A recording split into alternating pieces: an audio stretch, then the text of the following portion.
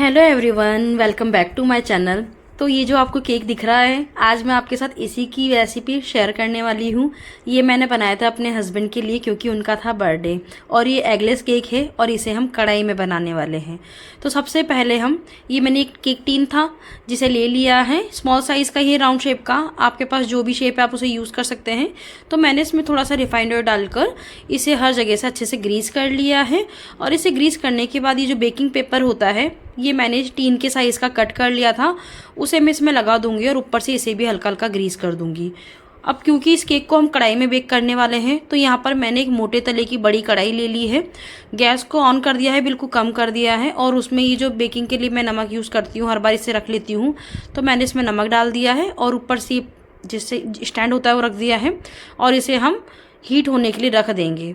तो चलिए अब बना लेते हैं केक का बैटर। तो मैंने यहाँ पे 1/4 कप रिफाइंड ऑयल लिया है और हाफ कप मैंने पाउडर शुगर ली है और 1 टीस्पून मैंने वैनिला एसेंस लिया है। पाउडर शुगर नहीं है तो आप मिक्सी में जो नॉर्मल रेगुलर शुगर आती है उसे भी आप पीस सकते हैं। तो इसे पहले मैंने हल्का से इसे मिक्स कर लिया इस तरह से। अब मैं इसमें हाफ कप मिल्क डाल दूंगी। नॉर्मल रूम टेम्परेचर पे जो मिल्क होता है वही लिया है। इसे भी मैं अच्छे से मिक्स कर लूँगी। अब इसके बाद हम इसमें मैदा ऐड करेंगे। तो यहाँ पर एक छलनी ले ली है मैंने और उसमें मैंने 1 कप मैदा डाल दिया है। 1/4 कप से भी थोड़ा कम मैंने इसमें मिल्क पाउडर डाला है और 1 टीस्पून मैंने बेकिंग पाउडर डाला है और half tea spoon baking soda. और उसके बाद मैंने हाफ टी स्पून से भी कम मैंने इसमें थोड़ा सा सिट्रिक एसिड डाला है। आप चाहे तो इसमें नींबू का रस या विनेगर भी डाल सकते हैं। और इन सभी चीज़ों को डाल के अच्छे से छान लेंगे। सिट्रिक एसिड मैंने इसलिए डाला है क्योंकि उससे केक की लाइफ बढ़ जाती है। क्योंकि शॉप वगैरह में भी जब हम लेने जाते हैं तो उसमें तुरंत ऑर्डर नहीं बना के दिया जाता है। जो केक का बेस होता है वो ऑलरेडी तैयार करा जाता है। तो सभी चीज़ों को मिलाने के बाद कट एंड फोल्ड करते हुए इसे अच्छे से मिक्स कर लेंगे। फिलहाल मैंने अभी कोई एक्स्ट्रा मिल्क नहीं डाला है, पहले इसे अच्छे से मिक्स करा है। तो यहाँ पर मैं बैटर चेक कर रही हूँ, तो ये मुझे अभी यहाँ पे थोड़ा गाढ़ा लग रहा है। तो 2 टीस्पून जितना मैंने यहाँ पर मिल्क और ऐड कर लिया है। और अगेन हम इसे कट एंड फोल्ड के मेथड से मिक्स करेंगे। जल्दी जल्दी विस्क नहीं करना है वरना इसमें एयर बबल्स बन जाएंगे। तो स्लो आपको मिक्स करना है। तो यहाँ पे बैटर रेडी हो चुका है। अब मैं इस बैटर को डाल दूंगी इस केक के टीन में और इसे हल्के हाथों से इस तरह से टैप टैप कर लेंगे ताकि जो भी अगर एयर बबल्स हैं तो वो निकल जाएं। उसके बाद बिल्कुल केयरफुली इस कढ़ाई में हम इस टीन को रख देंगे। और लगभग कढ़ाई में जब हम केक को बेक करते हैं तो 40 से 45 मिनट का समय लगता है। मतलब जो माइक्रोवेव में या एयर फ्रायर में समय लगता है उसका डबल समय ही कढ़ाई में लगता है। तो जब तक ये केक बेक हो रहा है तब तक, मतलब सॉरी, केक बेक करने के लिए रखा था, उसके 10 मिनट बाद मैंने इसे चेक करा था कि ये हो भी रहा है या नहीं। तो आपने देखा वो बेक होने लग गया है। तो यहाँ पर 45 मिनट बाद मैंने इस केक को चेक करा है, जो कि काफ़ी अच्छे से ये बेक हो चुका है। और बीच में भी मैंने इसमें टूथपिक लगाकर चेक किया था लेकिन वो क्लियर नहीं आ रही थी। 45 मिनट बाद मैंने इसे चेक करा है तो काफ़ी अच्छे से बेक हो गया है और टूथपिक भी मेरी बिल्कुल क्लियर आ रही है। आप चाहे तो किसी भी नाइफ से भी चेक कर सकते हैं।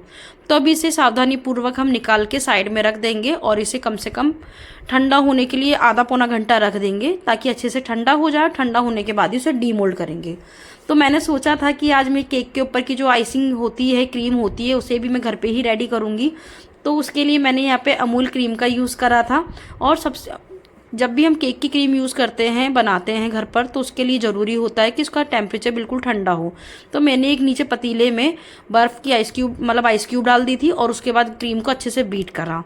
और इसमें मैंने 3-4 चम्मच मैंने इसमें शुगर पाउडर डाल दिया था ताकि ये मीठी हो जाए। और कुछ बूंदे वैनिला एसेंस की भी डाली थी। लेकिन सच बताऊं, लगभग मैंने इसे आधे घंटे तक बीट करा, वो नहीं हुई। बिल्कुल जो जैसे सॉफ्ट हो जाती है क्रीम, वो नहीं हुई थी। तो मैंने सोचा इसे ऐसे ही रख देती हूँ और इसी तरह से इसे केक पर डेकोरेट कर दूंगी जिस तरह से ये बनी है। मतलब जो लोग ये बोलते हैं कि अमूल क्रीम से क्रीम बन जाती है केक की, तो मुझे नहीं लगता। ये मैंने खुद ट्राई कराया है और सच बताऊं तो घर पे जो आइस केक की क्रीम होती है वो बना भी मैं फर्स्ट टाइम ही रही थी, तो मुझसे तो ये नहीं बनी। तो मैंने उसे ऐसे ही छोड़ दी। और उसके बाद मैंने केक को डीमोल्ड कर लिया है और अच्छे से ठंडा भी हो गया था। और आप देखेंगे मैंने बिल्कुल थिन लेयर रखी थी केक के बैटर की और काफ़ी अच्छे से बेक हो गया है।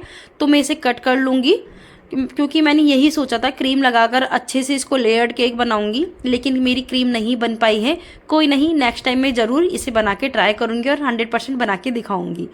तो यहाँ पर मैंने केक को कट कर लिया है और आप देखिए काफ़ी अच्छे से बेक हुआ है। इसकी आपकी जालियाँ भी देख सकते हैं। तो और इसका टीन भी बिल्कुल क्लियर है, तो कढ़ाई में काफ़ी अच्छे से बेक हो जाता है। अब ये जो क्रीम मेरी मैंने बीट करी थी, तो मैंने सोचा अब ये बना तो ली ही है, तो इसे इसी तरह से लगा देती हूँ और लगाने के थोड़ी देर बाद में इसे मतलब थोड़ी देर के लिए फ्रिज में रख दूँगी। तो इस क्रीम को मैंने सभी तरफ फैला लिया है। सच बताऊँ तो क्रीम का टेस्ट बहुत ही अच्छा था और मैंने तो सोचा था कि अच्छी नहीं लगेगी, लेकिन इस क्रीम को लगाने के बाद जो केक का फ्लेवर था ना, मतलब बहुत ही ज़्यादा अमेजिंग हो गया था और सच में मेरे हस्बैंड को भी बहुत ज़्यादा पसंद आया। तो मैंने सभी तरफ इस क्रीम को अच्छे से फैला लिया है और कॉर्नर भी इसके मैं कवर कर लूँगी। सोचा तो मैंने यही था कि इस पर अच्छी सी डिज़ाइनिंग करूँगी, फ्लावर्स बनाऊँगी, लेकिन वो हो नहीं पाया, तो कोई नहीं, नेक्स्ट टाइम बनाऊँगी। तो क्रीम को काफ़ी अच्छे से हम फैला लेंगे। उसके बाद मैंने हर्शी का ये जो चॉकलेट सिरप होता है उसे इस तरह से स्प्रेड कर दिया है और उसके बाद जो भी केक की स्प्रिंकल्स आपके पास हो आप वो डाल दीजिए। तो ये मेरे पास तो अलग अलग तरह की केक की स्प्रिंकल्स थी, तो मैंने वही डाल दी हैं और सभी स्प्रिंकल्स को मैं डाल दूंगी थोड़ी थोड़ी सी। आप चाहें तो सिरप की जगह डार्क चॉकलेट मेल्ट करके उसका भी यूज़ कर सकते हैं। तो सच बताऊं, केक बहुत ही ज़्यादा टेस्टी बना था, कटते ही ये ख़त्म हो गया था और मेरे हस्बैंड को भी ये बहुत पसंद आया। वैनिला फ्लेवर का केक बनाया था और उस पर मैंने आइसिंग के लिए क्रीम तैयार करी थी। तो यहाँ पर केक पे सारी स्प्रिंकल्स डालने के बाद यहाँ जा चुकी थी लाइट, तो मैंने इसे एक अलग प्लेट में ट्रांसफ़र कर लिया है और उसके बाद मैंने इसे 1 घंटे के लिए फ्रिज में रख दिया था। और फ्रिज में रखने के बाद देखिए कुछ इस तरह से तैयार हुआ था और सच में काफ़ी अच्छा लग रहा था देखने में भी और खाने में तो सच में बहुत ही ज़्यादा मज़ा आ गया। सभी को घर में बहुत पसंद आया। तो आप भी केक की रेसिपी अपने घर पर ज़रूर ट्राई कीजिएगा। वैनिला केक है। Thank you.